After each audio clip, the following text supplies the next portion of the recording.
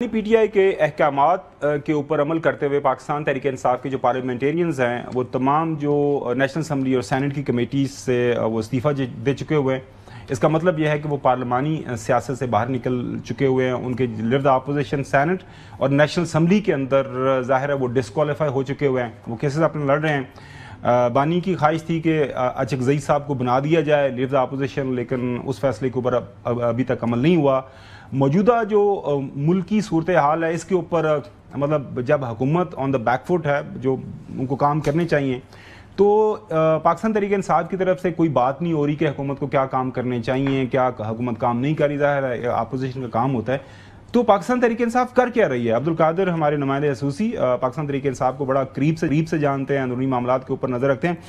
कादिर, सादा सा सवाल अगर मैं आपसे ये जानने की कोशिश करूँ, पिछले कई सालों से आप पीटीआई कवर कर रहे हैं, तो पीटीआई क्या कर रही है? मतलब पीटीआई क्या कर रही है और क्या करना चाह रही है? अलीमीन गंडापुर ग्रुप, अलीमा खानम ग्रुप, लाहौरी ग्रुप, शावरी ग्रुप, वुकला ग्रुप, गैर वुकला ग्रुप, पार्टी से जो निकले हुए मुनहरफीन हैं उनका ग्रुप, पार्टी के अंदर जो वापस आना चाह रहे हैं उनका ग्रुप। तो what is PTI up to?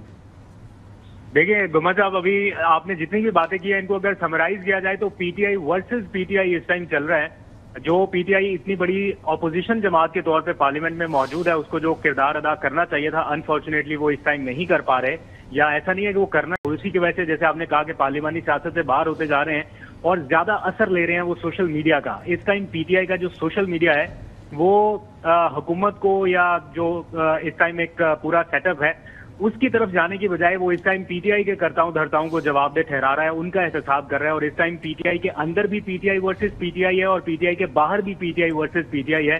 तो लीडरलेस पार्टी चल रही है। सोशल मीडिया का हदफ इस टाइम जो आज आके पीटीआई की इस टाइम की लीडरशिप है, जाहिर बात है अलीमीन गंडापुर है या पीटीआई के जो चेयरमैन है बैरिस्टर गौहर, वो ठहराए जाते हैं। और इस टाइम एक मुनज़्ज़म कैंपेन जो है वो दिखने में आ रही है कि अलीमीन गंडापुर को हदफ का निशाना बनाया जा रहा है और किसी तरह से ये कोशिश की जा रही है कि अलीमीन गंडापुर का कोई मुतबादल आ जाए पार्टी में तो शायद कोई सिस्टम चल निकले। ये सोशल मीडिया की हद तक है।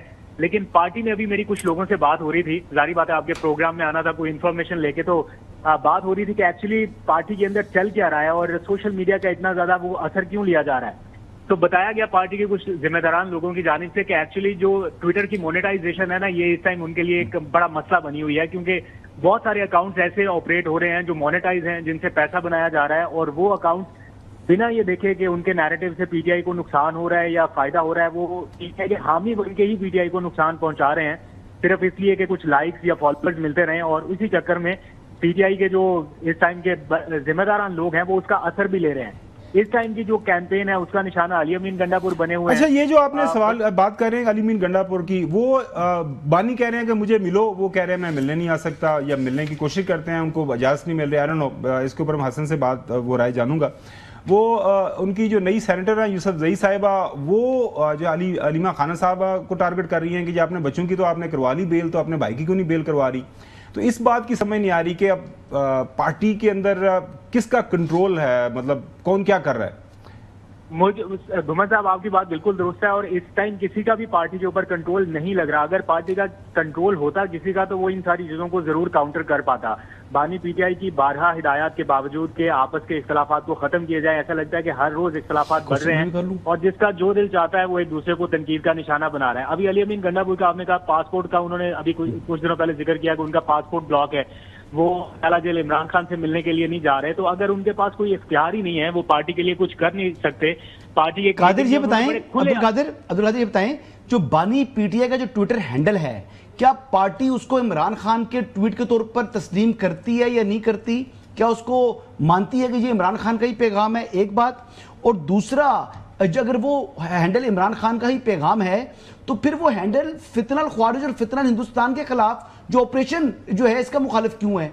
और जो हमारे जो शहीद हो रहे हैं फौजी, जो हमारे जवान जो अपनी सरहदों पर खून की जो है अपनी कुर्बानी दे रहे हैं, जानों का नजराना पेश कर रहे हैं कौम के लिए, उनके लिए जो है अफसोस का इजहार नहीं करते, उनको खराज तहसीन पेश नहीं करते, लेकिन इनके लिए दर्द उनका जाग रहा है बानी पीटीआई का। ये बता दीजिएगा।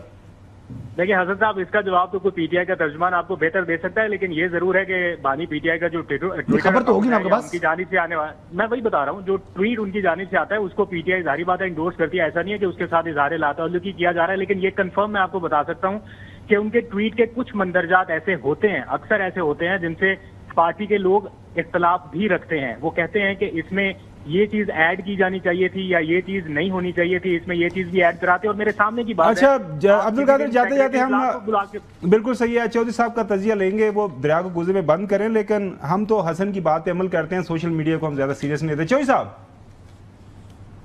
जी, पीटीआई आप पीटीआई पर इतने क्यों मुतफक्कर है? मैं ना तो अब्दुल कादिर साहब के तजिए से और ना आपकी ख्वाहिशात से इतना मुतफिक हूँ।